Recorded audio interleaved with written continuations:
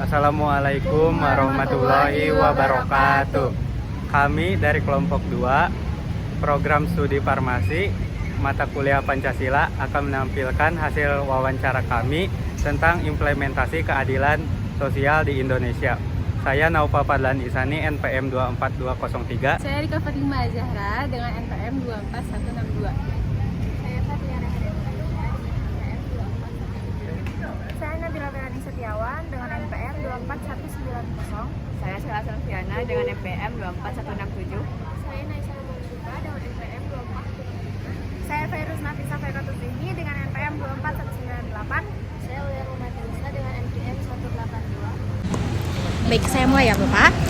Sebelumnya terima kasih banyak karena Bapak sudah meluangkan waktunya untuk membantu tugas kami para mahasiswa ini. Saya perkenalkan diri dulu, nama saya Fairuz Nafisa Faikatuzini. Bapak dengan Bapak siapa? Bapak Hadi Ismanto. Bapak Hadi Ismanto, baik.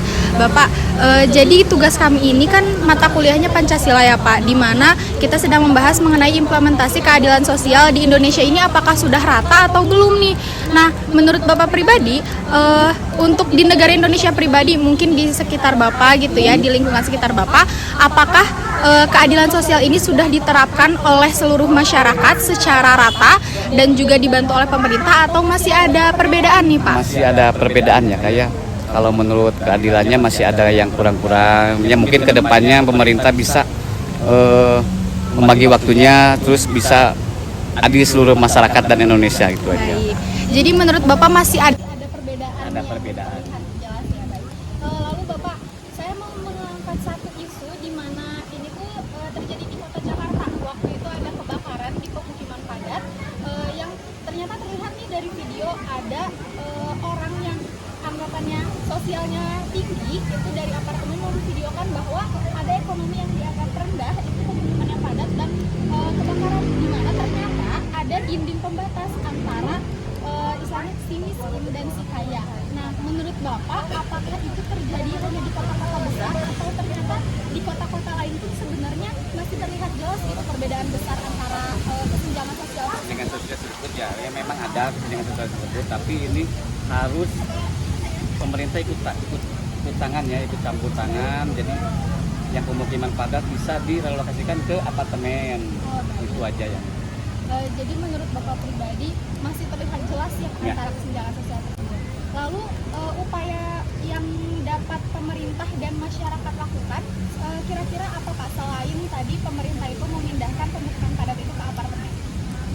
Ya saya kira cukup jelas ya, harus pemerintah turun tangan soal pemukiman padat, kalau bisa direlokasikan ke tempat yang lebih nyaman dan aman, atau di apartemen yang khusus untuk rakyat-rakyat yang domisili yang ada di Jakarta itu, seperti itulah. Sedikit lagi ya Bapak, mohon maaf. Untuk pemerintah kan tadi sudah cukup jelas ya harus ikut turun tangan ke masyarakat.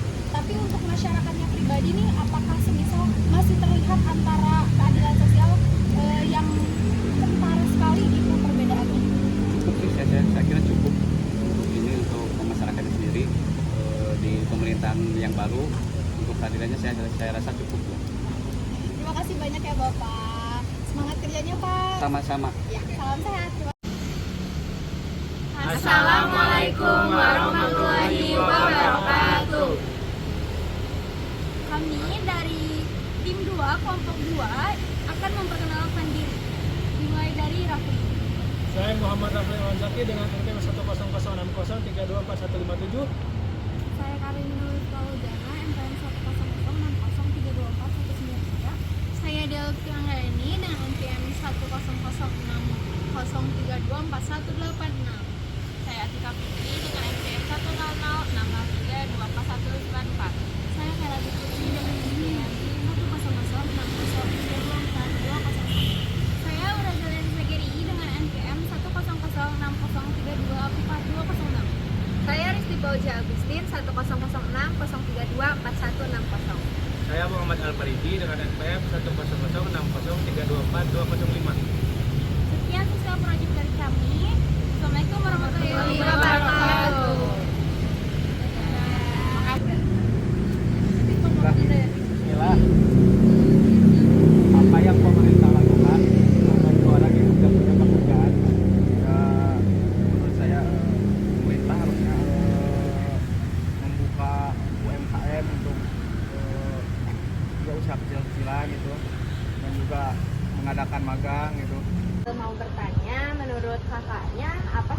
masyarakat agar keadilan sosial di Indonesia ini bisa tercapai? Pastinya semua masyarakat itu harus melek ya, jadi walaupun ada berita apa itu jangan kayak mikirnya kita kesatu atau yang lain sebagainya, harus melek karena kita adalah kita gitu ya. Jadi ya harus melek sih, jadinya harus aware sekitar juga, makanya biar bisa ada sosial itu. Assalamualaikum warahmatullahi wabarakatuh. Halo semuanya, kami dari kelompok 2 tim 3. Sebelum kita wawancara, kita perkenalkan dulu tim kami nih. Saya Aditya Dinugroho dengan NPM 24175.